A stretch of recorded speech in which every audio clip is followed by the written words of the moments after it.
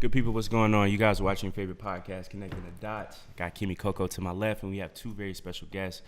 First off, I just want to say from the bottom of my heart, we appreciate you guys coming on. Yeah. Kim, you actually told us about it, so if you can, we can do like a quick intro real quick to let people know. So last week, there was a kind of like a town hall roundtable discussion about justice reform and boycotting and everything that T.I., Tamika Mallory, Pastor Jamal Bryant was there. A lot of local activists were there, and a few national activists were there. And I had the pleasure of meeting Miss Monteria Robinson. And Miss Monteria Robinson, and she was telling me about, well, I recognized her, first of all, because she is the mother of Jamarion Robinson, and he was the victim of a police shooting in 2016. And I invited her on the show because I think there needs to be more awareness brought to this situation. You may have heard and seen the hashtag Justice for Jam on Instagram, on Twitter, and it's picked up a little bit of traction, but we wanted to pick up more traction because there's still a lot of work to be done, and there's still a lot of awareness that needs to be brought to this situation. I think I met her, very lovely, great personality, and I was like, you have to come to the show. And thank you again from me for coming. Thank you for having me. Thank you, Mr. Rashid, for coming. And we are going to, first off, start by telling us about your son. Okay. Just tell us the type of person that he was and, how it was to be his mom. Okay. Jamarion Robinson, at the time of his death, he was 26 years old. He was a student athlete at Tuskegee University where he majored in biology. Actually, that would have been his final semester when he was killed. Jamarion is the oldest of 8 grandchildren. He's my oldest son. Actually, his birthday is April 1st, April Fool's Day. Jamarion was smart. He was intelligent. He was athletic. He was humorous. He was a biology major. So in order to be a biology major, you have to be smart. Yeah, bio's not good. Yes. I'm going to go back. He attended Clark Atlanta University like his freshman and sophomore year. And I remember my mind just went to him just then. That's why I kind of paused. I remember his first game of the season. They were playing Fort Valley University, and my son played punt kick return position. And when they punt the ball off, he caught the football at the 95-yard line, and he ran it all the way to a touchdown. Wow. And so that year, he was named Freshman Player of the Year. I remember in 2011, 2012, when the economy had kind of fell, I had lost my job. I remember he set out,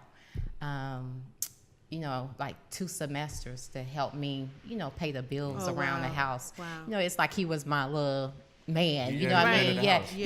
He was always making sure mommy was taken care of. And I'm going to take you to when he was 7 years old. This is another thing that just crossed my mind. He was the oldest, like I said, of 8 grandchildren. So they would, my nephews and nieces, every summer they would go to Albany, Georgia to visit my mother and dad. My parents lived in Albany, Georgia, so they would go there. We would send them there every summer. So I remember when he was 7 years old, my mom said, I'm going to run to the corner store, watch everyone. I'll be right back.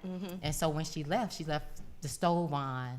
And so the kitchen just caught, the kitchen got really, really smoked up. So he took my niece at that time. She was probably like 2 years old. She was asleep. He got her up out the bed. He took his brother, his other cousin.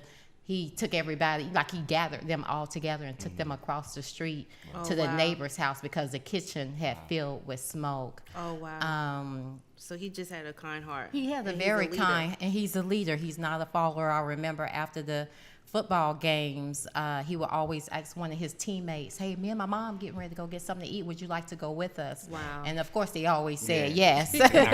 So he was always making sure like his fellow teammate was taken care of. And I just remember, when I always used to come over to Clark Atlanta University, I used to bring them food like to the football house or what have you. And when they would see me, they would be so happy or what have you. But I mean, I have a lot of great great stories because, you know, my son was a human, you know, he was a life. Yeah. You know, he was a person. And he was a good kid. Like even growing up, you know how people have issues and things of that nature with their kids or being disobedient, but he was never disobedient. He was always obedient. He was mindful of others, and he was always loving. Like every time he confronted me or my sisters, you know, he would always, we're all small people, so he always pick us up, spin us around, and always be hugging and kissing on us or what have you. So he was a great son. Yeah. I don't have nothing bad to say about him. Say, oh, I remember he did this when he was this age. Like I have no bad stories to tell you of him. Right. So bring us up to the after college years. I know in the news, I think they were saying that he was at his girlfriend's house. Okay. Yes. On the day that all this stuff happened, and also on the news. And I'm very, you know, you watch the news, you take the information, but you also go research yourself, right? I mean, you listen to what they say and you take it with a grain of salt, because especially when you live in Atlanta and the people live in your community, take the time and go find out and go meet people and get involved in local stuff. And then you could try to just, you know, try to connect with people, because that's what the community is supposed to be about. So when I saw you on the news, you know, and just like a lot of the other mothers, it just breaks your heart, because you're like, oh my God, how do you even know what to do? Well, you know first what I mean? off, when it happened, I'm going to take you all to like kind of bring you all current, because actually on August the 3rd, I remember my son had just texted he texted me too. He texted his coach and said, hey coach, I just completed all my paperwork for school and I see you next week at football practice. So during the time, this was in 2016. This was in 2016. So during the time of this incident, he was still in school. Right. He was going back for his final semester. Wow. And like I said, he played football there and he ran track as well. So that was August the 3rd. He texted his coach. On August the 5th, that's when he was sitting inside his girlfriend's apartment watching TV when her door was battle rammed opened by a group of road police officers. And when they battle rammed the door open, they immediately opened fire on him. He was shot over 50 times. He had a total of 76 bullet wound entry and exit wounds to his body. After shooting him over 50 times, you know, someone stood over him and shot down into his body. They threw flashbang grenades, which landed on his body. They handcuffed him. They drug him down a flight of stairs, and they dropped his body in his girlfriend's living room apartment. You know, no ambulance was called, no medical aid was rendered. He was shot 6 times in the palm of his right hand, 5 times in the palm of his left hand. He was shot all down his arms, his torso, his thighs, his groins, you know, his legs, his shins, his feet. I just, and I'm sorry, because I can't wrap my head around that. And I'm sure, you know, that's the point that I'm trying to make. Like, you know, as a mother, you still have to continue on and get justice and handle your business. But it has to be the process of getting there. It had to have been rough. But on that day, because we're going to show the footage and you can see it. It's on, you can find it on YouTube, but we have a link that you sent, and we're gonna put that as a part of the show, so you can see exactly what happened from the outside. Now the neighbors are watching this. Now, you know, just imagine you're in an apartment complex, and then you should see how many police officers show up, and it's like a movie. And you would think that they were after 7, 8, 9, 10 people, like they were going to, you know, a drug operation. And this was just for one person. Yes. I've never seen anything like this before in my life. And we've all seen it. And I don't want us to become desensitized to it. I don't want us to become, you know, just used to it. And it doesn't, and seeing hashtags and seeing stuff like this. But this is just like plain straight out ridiculous.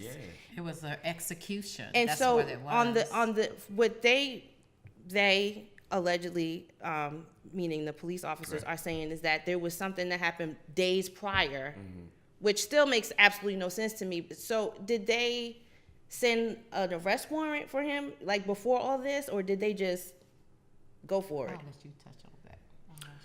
Well, I will say, as it relates to the evidence in the investigation of the case, that allegedly he was being accused of pointing a gun at a police officer some days or weeks prior to this tragic incident. So when they came to the apartment, they did not have a warrant to go into the apartment. And I'm sorry to cut you off, but that brings me to another thing that heated me about this, because usually you could go to the police cameras, right, and say, okay, what happened? Right. But they didn't have them because allegedly they turned them off. The federal, is this, and correct me if I'm wrong, but this is what I recall from reading, they're not required to have the police cameras on, but the local police are required to have. But I'm still confused. That's correct. As This this was a U.S. Marshals task force. Okay. So this task force was made up of different Atlanta metropolitan agencies. Like very sophisticated.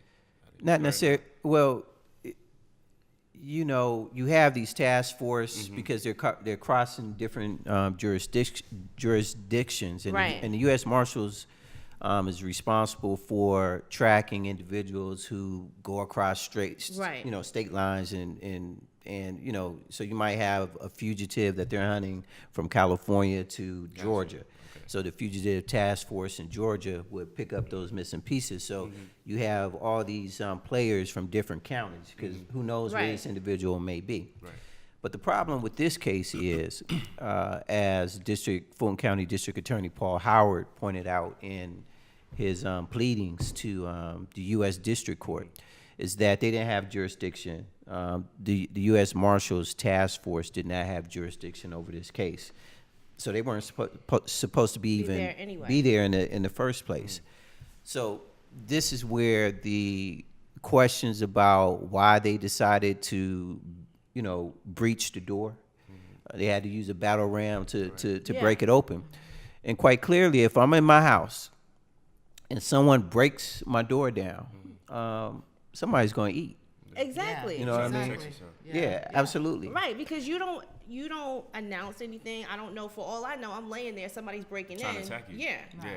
Just as a normal person, that's just a natural reaction. Right. And then I think it's important to go back to the video and to analyze it, because I will say that when I first got this case and didn't have the benefit of the video, it was definitely hard to determine what happened. Yeah. Because when I got to the scene, once you enter the front door, you'll see defects on the wall. You enter the front door, make an immediate right and immediate left, going up a flight of steps, and that's where he was. So when you enter that front door, you see gunshots 1 through 5, starting on the ground floor, and then as you start to walk up the steps, they go into the 10s, the teens, the 20s, the 30s. As you approach that landing, you're up in the 40s and the 50s, right? And mind you, there's 3 other rooms up there. You have a bathroom and 2 bedrooms, and there's no evidence that he was able to escape that volley of gunfire, right? Over 90 rounds. And everything, high velocity blood splatter, all that stuff is contained on like a 3 foot by 2 feet landing. Yeah. And it was just crazy. So without having the benefit of that video that was shot from an outside perspective, it was kind of hard to ascertain what happened. Right. But then the video is discovered.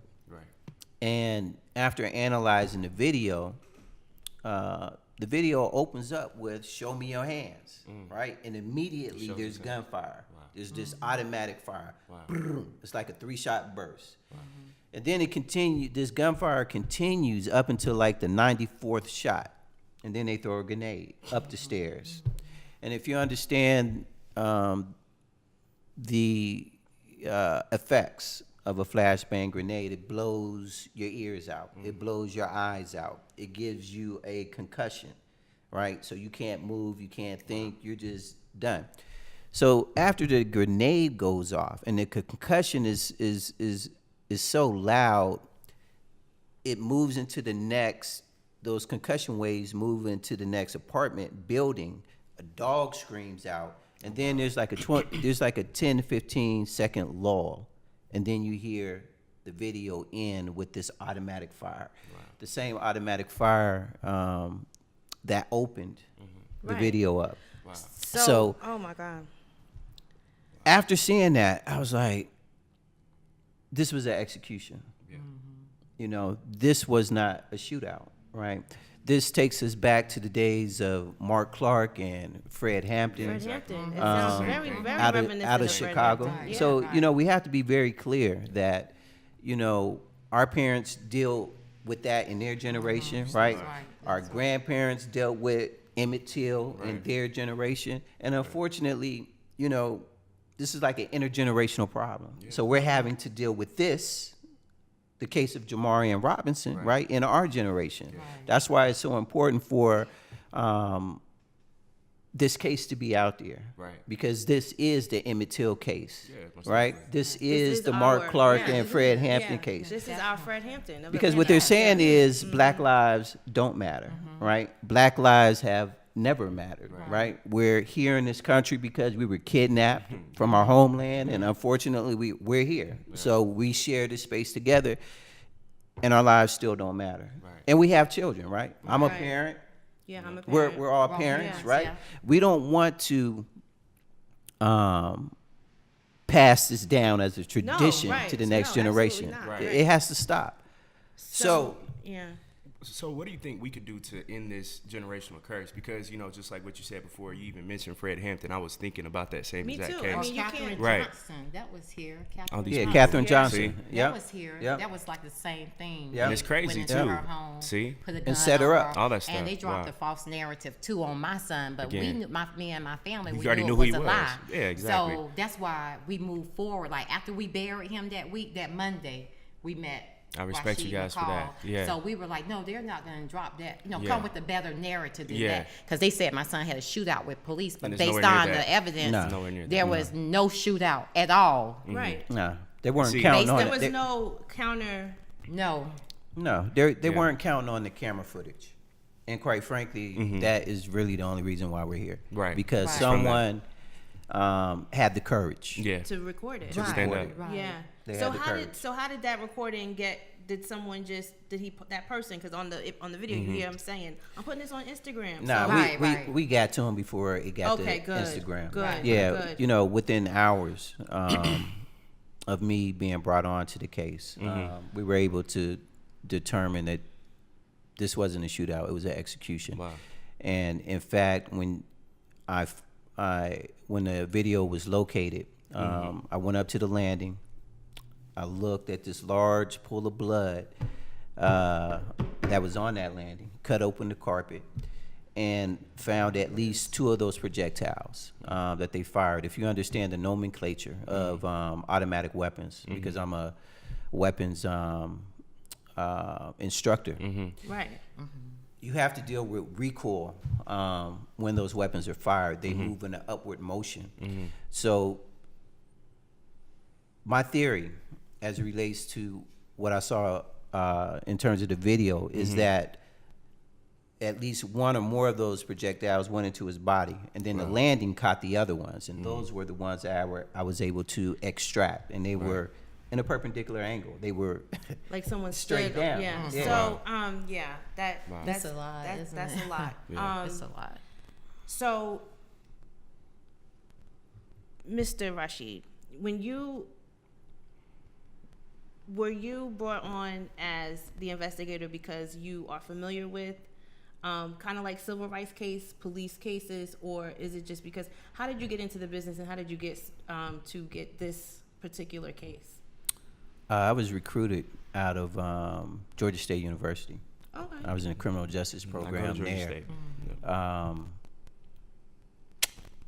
And when Tupac Shakur died, his manager went into investigations and security.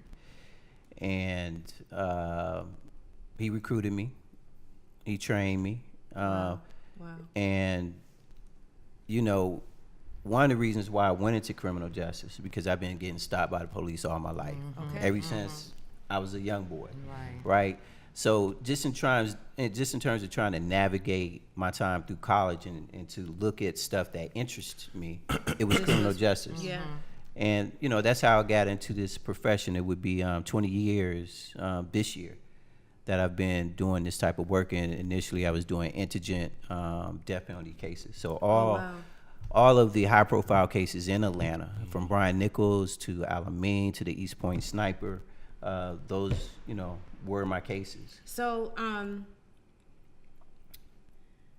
when all this stuff happened, and this is what I've tried to get out to people, to mothers, to women, period. It's bad enough that you have to deal with burying your child. That's one thing. I mean, for a normal person that gets ill, it's hard. But when you know that you have to, from that point now, go and pull out the courage from your gut to go fight now, how do you even know what direction to go in? I say this to people all the time. How do you know what to do? Because you have all these, the police already know, right? Because this is what they do. So they have the machine, they have the news, and they have the press conference, and they have all that set up. How do you even know? And I think everyone just needs to know, period. Every mother of a black child, as an adult, as soon as that child becomes an adult, I think that we should all know a course of action in the event of something like, I'm sorry, that's just the world that we live in. So how did you know? Did people just come surround you and say you need to do this? No. I just, my internal instincts just kicked in. My family and I, we were like, okay, we had just buried my son. So that Monday, we was at the attorney's office going, like, we saw the news, we saw the shoot. They say East Point man had a shootout with police today, and we were like, that's a lie. That's not my son. I say, now, Jamarion Robinson is the speeding ticket king because he has a motorcycle, he has a vehicle. So if they would have came and said, we stopped Jamarion for speeding, okay, that's Jamarion Robinson. But when they came and said, I was like, no, they're not going to put that on my son. You're not going to put that false narrative. Call him East Point man. And then dehumanize him. Exactly. And no, you're not going to do that. And I always make it clear, my son comes from a 4th-generation, military, college-educated family. So y'all don't have no dummies here. Right. So, and with that being said, I have met several other moms. They were like, I just didn't know what to do. So now I kind of tell them, this is step A. This is what you want to do next. You want to make sure this is happening. So like some stuff I had to learn on my own, but I'm in, my profession. I'm an insurance adjuster. So I kind of, know the ins and outs of filing claims and how that process work and, your statutes, things of that nature. So, and then even my sister, one of my sisters is a nurse practitioner, so when we saw the body, the hands, knows. It's like everybody was able to input something.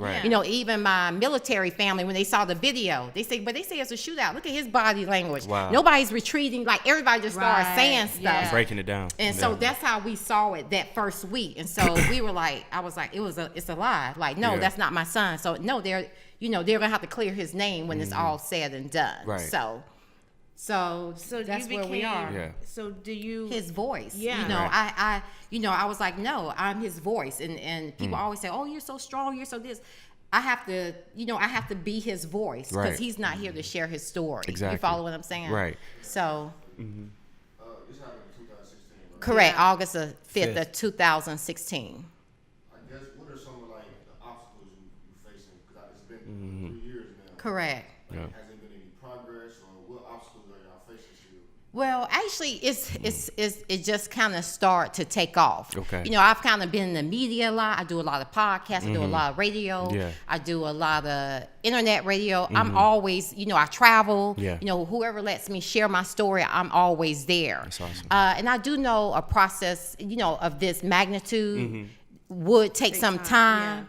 And but we're at the door now because this past December the 28th, my family and I, we stood with Paul Howard when he filed federal charges, a federal lawsuit against the Department of Justice because they would not release the information or records pertaining to my son's case. When I saw you on social media, and I saw you at the first march. Like one of the first marches that y'all had. Clark and I just saw you, yeah. and you had a T-shirt, and you were just like, "This is what happened to my son, and I need people to know what's going on." And I was like, "This woman is phenomenal. Like, how do you even?" I don't know how she does it. Yeah. But like you said, it picks up, and you just keep going, you keep going. So like you said, it takes years. So now it's 2018, and I'm reading 2019 now. Yeah. So I'm reading. Okay, so as I just mentioned, December they filed the federal lawsuit against the Department of Justice, and then on January the 16th of this year, Paul Howard subpoenaed those officers, to come before a grand jury. Actually, they were supposed to come before the grand jury on February the 5th. Because the police weren't releasing any more information than what they'd already given you initially. And they hadn't given anything. Yeah, they haven't given Wow. Paul Howard, because Paul Howard, who is the Fulton County DA, has been requesting the records from the Department of Justice. Wow. And so they haven't turned, as of today, they still have not turned over anything. And that's what I was reading. So from that day, and then you have your investigation going on, but them on their side, they're not giving what the district attorney is asking for this is the 3rd year now. So now you're going to a grand jury. Okay, so yeah, actually we were supposed to go before the grand jury on February 5th of 2019 this year, but the DOJ did respond back to Paul Howard. Finally, they respond back and said, okay, you got to file the proper paperwork because these are federal officers, your state, so we need for you to do ABC. So Paul Howard said, okay, we'll temporarily put this on hold, but he gave them actually until March the 24th of this year to turn over all the evidence, et cetera, et cetera. Okay. Okay, so that's where we are as of right now. Got you. So we anticipate going before the grand jury in May. Very so soon. It's been put off until really May to give them time to comply. Okay, so in the meantime, what can we do to just keep pushing your son's name, Right, draw I just want attention people and things like to that? continue to share my story, share it.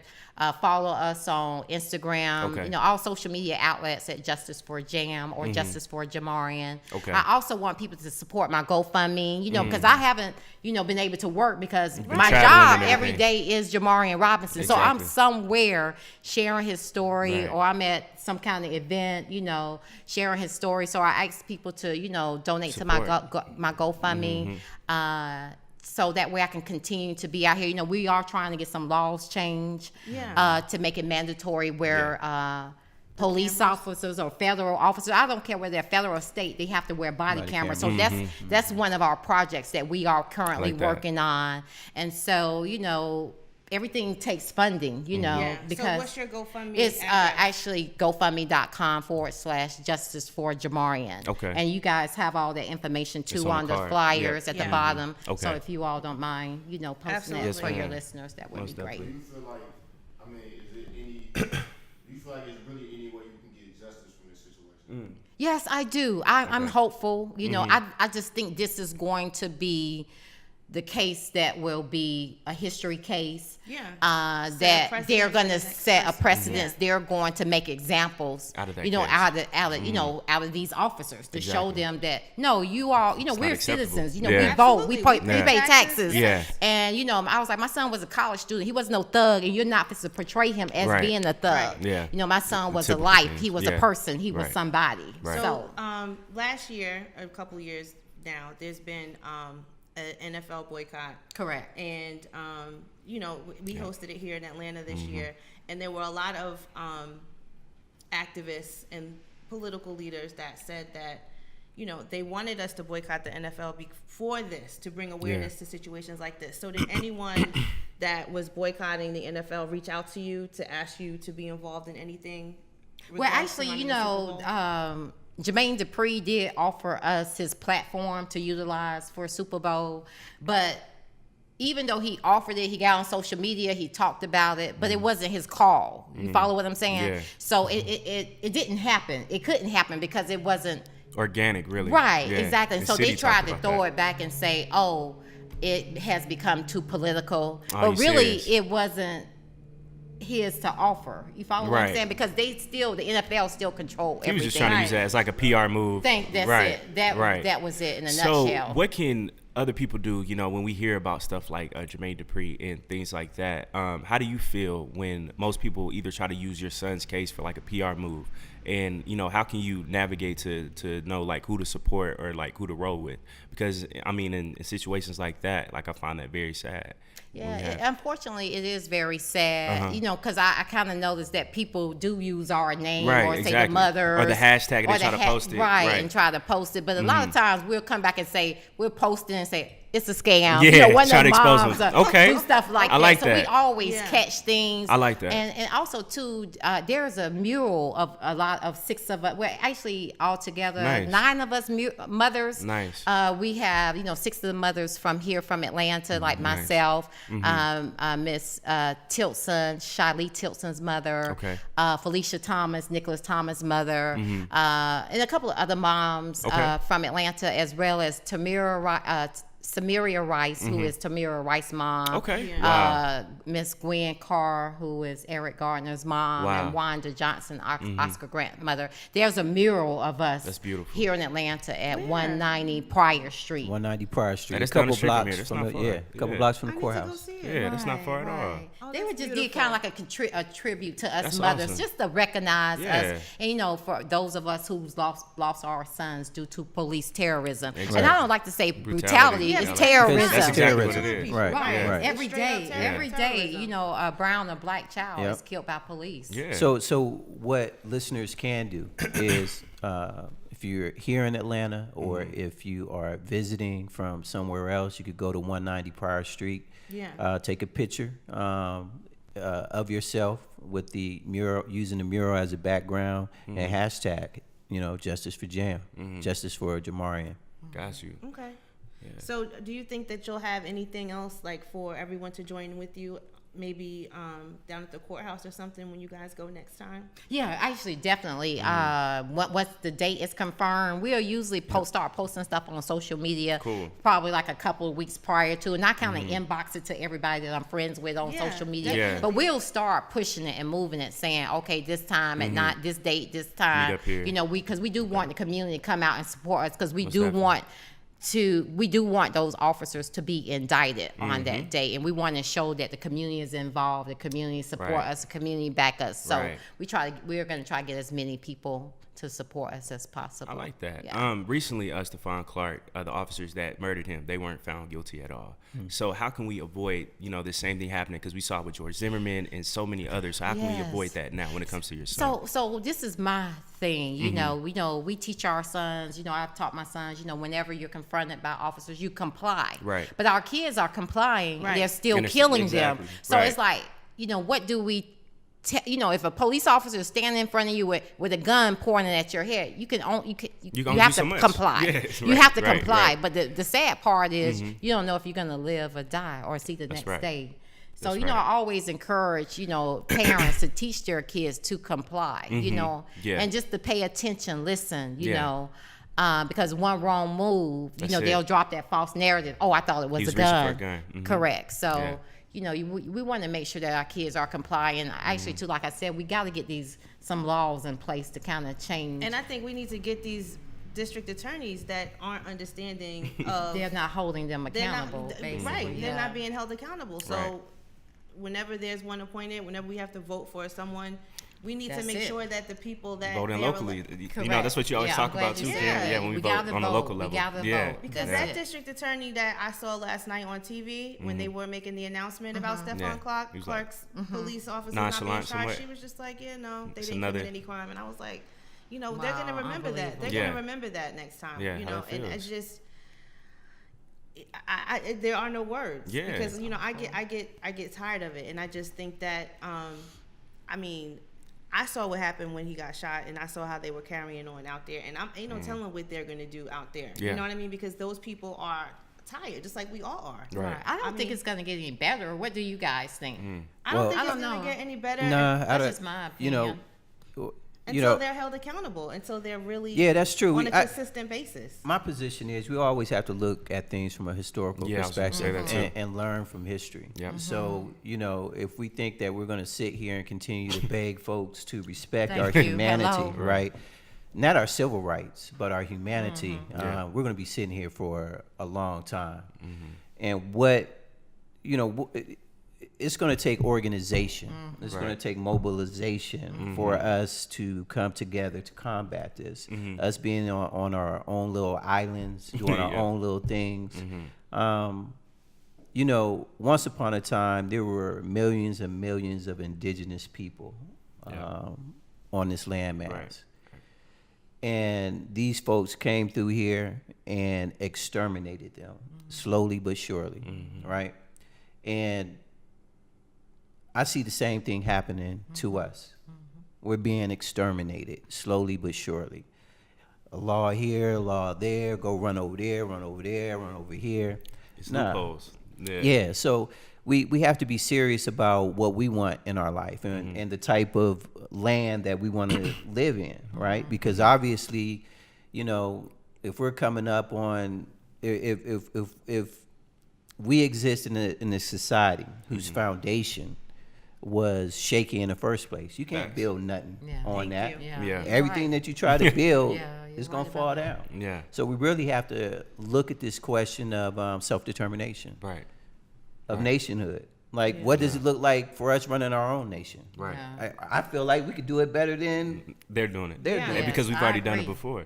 We have done it multiple forever. times. Yeah. Right. We've had the most advanced civilizations in the world. When you look back at Timbuktu, and you know, we're only learning now, which we already knew inside of us, that everyone comes from Africa.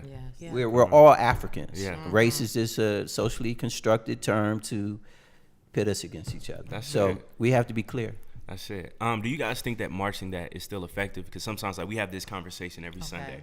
And I know that sometimes it's completely necessary, and I get that. Right. But speaking on that same sentiment, sometimes we do try to beg for people to recognize us. So do you think that we should focus more on each other rather than trying to prove to people that Black Lives Matter? Well, I think we have a tool chest, right? And in that tool chest, we have different tools. Okay. And marching could be a tool, right? I agree. Because that's part of our history. Right. But we also have another history. We have a history of, you know, the Black Panther Party. We have a history of the Black Liberation Army. Right. We have political exiles. We have individuals who are still in jail. My parents' age, grandparents who are political prisoners and prisoners of war. Right. If you guys never heard of COINTELPRO, which we is talked about that on one of our shows. Sada Shakur still in Cuba. Yep. So, and that was all connected to Pac and connected to Geronimo and so many of our other elders, right? So again, we have to be clear on our history.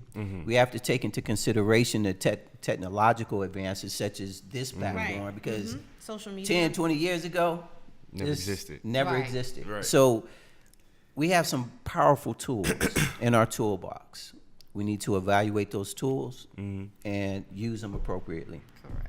Absolutely. And I think where protesting and marching has worked for me, but still at the same time, I did a lot of marketing with it. You know, just with my family and the community and everybody supporting us, we've distributed over like 50,000 of these flyers. And so that's how several times my son's story was trending due to me giving out the flyers as we're marching, protesting, you know, walking in the community. And I was having everybody share it. And people were, especially when we would be down at colleges, they would stop there, post it on their phone. That's what we do. And share it for me. And I would say, my son was a student here. And then they would stop right there in their tracks and drop it on social media for me. So it has worked to my advantage. How the support that you've gotten, has there been anyone that surprised you, that they really came behind you and supported you? Has there been anyone that you thought like, wow, I never would have thought that? I wasn't expecting that. No, not yet. I'm still waiting on it. You know, I'm still waiting on it. Yeah. You know, I've been reaching out and saying, I want What's T.I. up, Jay-Z? I want something. You know, I thought Jermaine Dupri would stop too. up, Kaepernick, or Kaepernick, or somebody like that. But no, I haven't gotten anyone as of yet. But I think once we make this national, I think people will start jumping on board. Okay. You know, so and that's where we're headed. You know, right now. So when we when we were at the roundtable discussion, were you able to discuss it with T.I.? I was not, because you remember his sister had just passed. And when he came in, you could kind of tell. You know how he came in. You can tell so nobody bothered him. Because everybody was giving him his time to mourn, and he kind of came in a little late, and then he kind of left out before it ended. Remember, so I wanted to talk with him, but I was like, it's not the right time at the moment. So but I'll get to him. Okay. I'll get to him, because they're working on some stuff too behind the scenes that they want to incorporate me in. So so I've talked to some of the leaders that were at the table from that night. So speaking of that night, we were gonna talk about that. We went to the roundtable discussion that T.I. Tamika Mallory had, like I said earlier. They were talking about the Gucci boycott, which is just one of many boycotts. And like you were saying, there are so many different avenues. And I think that financial avenue is usually the most effective. Yeah, I mean, definitely. Start spending our money wisely. We can make a lot of attention to the right things. Yep. But I agree. What they were saying was the Gucci boycott, and they initially said it was only for 3 months, and they did that for a reason, because their earnings report comes out in May. So they just wanted to show how boycotting is effective, because we want to make sure that their earnings go down for the quarter that we boycotted. And we start from there, because everyone was like, well, why would you stop it for just a little while? Why wouldn't you just continue to boycott Gucci? Well, we want to let them know, our money matters. It matters.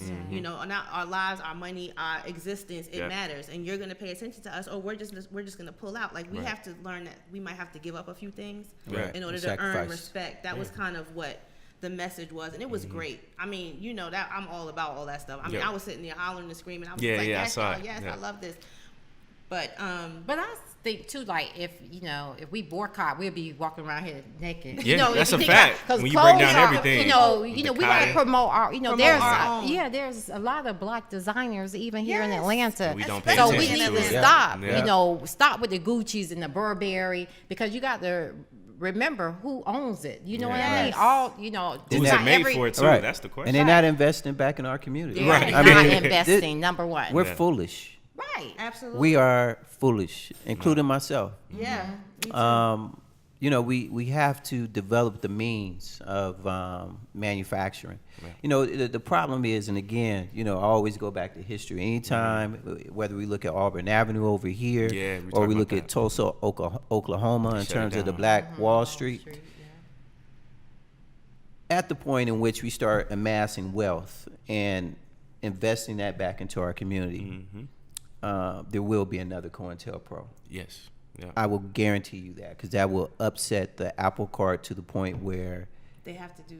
They will have to. And they do always something. shut it down. Yeah. Right. And I always thought this, not really COINTELPRO, but just the way that after Barack Obama got elected, how the police terrorism stepped up, and how white supremacy and a lot of that is kind of like psychological, right? It's like, we don't want y'all to think you could really get to be a president anymore. You know what I mean? I don't want y'all to think this could ever happen again. So when you see powerful black men, or just the image of black men being shot, it has an effect on your psyche. I mean, we get tired of seeing stuff like that, but I really believe that it's ramped up, and we saw more of it after we had a black president. Oh, yeah. But didn't you guys hear it? I mean, I remember me and Jamarion was talking about it, that when Obama got elected, that they said they were going to kill as many black men while he was in office. Like, that was like the word on the hate street. groups, I heard it. And I remember me and Jamarion was having that conversation about it. And then he was like, but I'm not afraid to die. Like, he said that to me. And I was like, I wonder what he meant by that. And then we started talking about Philando Castile had just got killed. Right. So him and I was having that conversation, because he was like, well, I'm not afraid to die. Sometimes it takes one of us to die for people to realize that, because he said, Mama, they are killing us every single day. And then that's when he said, I'm not afraid to die. And I said, well, I am, because who don't want to die is me. Me. I was like, I was like that.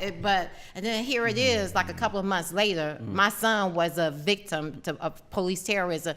And my son was killed in August. I remember in July, when we were on vacation, my brother was saying, hey, one of my friends, D. Thomas, his son was just killed by police about a couple of weeks ago. So he was getting in his car, and they shot him in his shot him in the head. Wow. Kane Rogers. Do y'all know that case? No. That's another case here in Atlanta that happened a week, about 2 or 3 weeks prior to my son.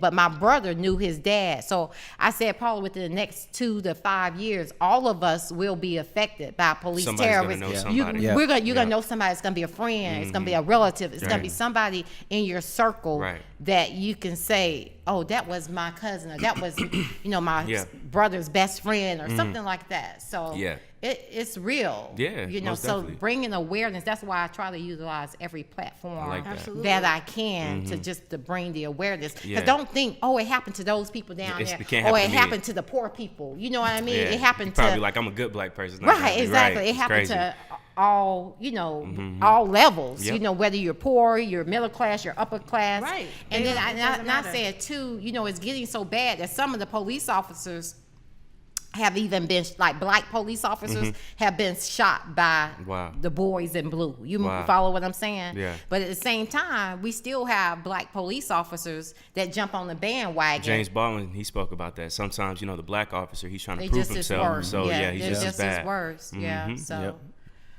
Yeah. It's crazy. I know that you guys already know this, but Fox News, how they always try to say like police brutality or terrorism, it doesn't exist. Or even, some white people, like I go to college and there's like plenty of white students that don't believe in things like that, or that, since they don't experience that, then it can't exist.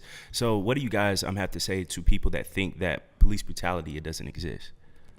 I always tell people to go back to the history. Our historical narrative and legacy is so rich. Unfortunately, we don't study it. Right. And as a result, we end up going through the same issues. Exactly. So, and you have to be very intentional. As it relates to, because we're not taught about ourselves in elementary school, in middle school, and high school. Slavery. I was one of the students at Georgia State University back during the 92-93 school year that shut that university down for writing niggas in there on a trash can. Yeah, we learned about that. And as a result, we went up to the president's office, kicked him out, kicked the whole staff out, shut the building down. Went home for the weekend. Planned our next assault the following week, in which we went back on campus, took over the cafeteria, general classroom building, Sparks Hall. And we learned about you guys, man. Oh, really? African American Studies class. Right? Dr. Yamoja, he told us something about you guys, in our class. That's one of my elders, too. I love Dr. Yamoja. So it's all about, our history and finding those spaces, those study groups, those college professors. Just an elder overall, because, even if you're not in college, there's some elder in your community, or there's someone can give you a personal testimony. Every culture has a rule that you respect your elders. Our culture is no different. You guys are lucky because you were able to get in school and have those mentors that are, for you guys. But even if you're just in the street, or if you have a regular job, find someone that you can look up to, that you can kind of like help you lead the way. Right. And that's why we do this show, and that's why the name of our show is Connecting the Dots, because we want to bring that history full all the way back around to now, so we can learn from that and give examples as to why we need to go back and find out what was going on. Facts. And there's plenty of community organizations out there, like the Malcolm X Grassroots movement. That's a national organization. And in fact, they, Operation Ghetto Storm, which talked about this whole problem of how many of our people are getting killed on a daily by police or by neighborhood watch. So just to give people a little bit of background, the police don't take account of how many people that no. There are outside groups that have to do that, and that was one of them. There are a couple that keep track of it. But the police themselves, they do not, and I guess there's no law that says that they have to count the number of people that they murder. So just to give you'll never find it out from them. You know what I mean? You have to kind of just have that research on your own. That's true. And maybe that's something that we should, be looking at changing as well. But because in this society today, where we are technologically, there's no reason why there should not be. And the numbers gonna tell you the truth. All across the nation. And we're tired. Yeah, absolutely. So, thank you guys for coming by. Thank you for Thank you for having us. us. Yeah. This was a really enlightening conversation. Make sure that you guys follow Justice for Jam, and there's Justice for Jamarion. There's two, actually, I found. There's two. Yeah, there's it Justice is. for Jam, and there's Justice for Jamarion. Right, but it is. We have these flyers here. Your social media doesn't really have much information on there, but there is actually a page at Justice for Jamarion. Well, there's a Facebook for Jamarion Robinson. We have Instagram and Twitter, Justice for Jamarion and Justice for Jam. I have, I'm on social media too, Monteria Robinson. Yeah. So I'm on all social media outlets too, whether it's Instagram. And you are also going to keep us posted. We'll share the information here, and when you have something, we're going to show up, and I'll participate. Anything you need for me to do personally, I'm there. Tell us where we can reach you at and what you do, and if anyone needs your help. Again, my name is Rashid McCall. I have a private detective and security agency. On the investigative end, I do a lot of criminal defense work, as well as work on the political and civil stage. On the security side of what I do, I train people on modern pistol, rifle, shotgun, and special weapons. I'm the competitive shooting director for the National African American Gun Association, Bass Reeves chapter, which is a friend who's part of that. located in Midtown. So, and I travel all around the country doing seminars on personal and organizational protection. Active shooters, things of that nature, just so that people can understand this, technology that's out here. Unfortunately, every time I do these types of classes, we're dealing with another mass shooting. And people need to know how to deal with those, especially with the rise of the alt-right and the Trumpism. Yeah. Can I ask you a question really quick? So I see a lot of, like you say, other groups, and they do what they want. I mean, they don't seem to be afraid of the cops at all. I mean, if they come armed, they come armed. They're walking the streets. But with when weapons. it's us, he got a gun. But it's our right? Dylan Roof. I mean, that whole situation. I mean, just not even that. I mean, when you see, they're planning a, I don't know what name, white supremacist organization. Whenever they have their rallies or their marches, they're showing up and they're like fully armed and they're out there. No fear whatsoever. The cops have to protect them because they are exercising their rights. Right. Do you suggest, in your capacity, that we get armed and that we exercise our rights? I mean, we go marching, but we don't have guns with us. Do you think that we should be able to do I that? always have security with me. Thank you, Black Panthers, for I showing love up that. every You're single right time. about that. Who You're don't right. play as Jamarion Robinson's mother. You're But right about that. go ahead, Rashid. I think it's important to understand that we're not dealing with civil rights, that we're dealing with human rights. Right. And you have to answer this question for yourself: which one trumps which? If you're a civil rights person, continue doing what you're doing. But if you're a human rights person, you need to get trained. You need to have your family trained. You need to be trained.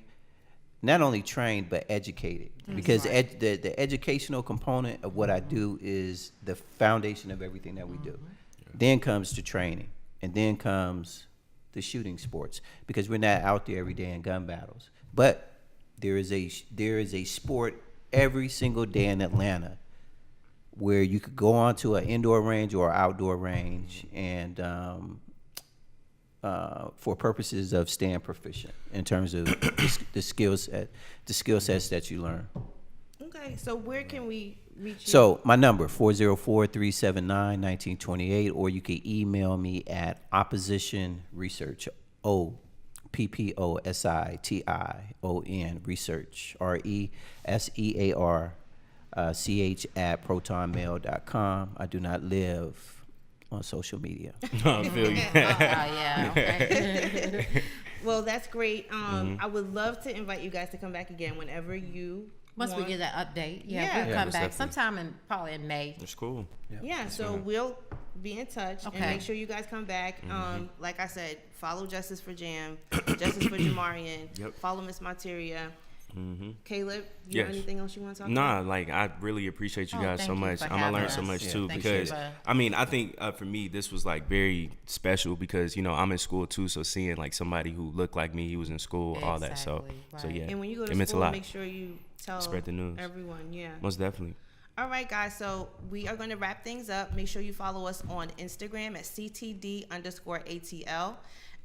Also on SoundCloud. Yeah.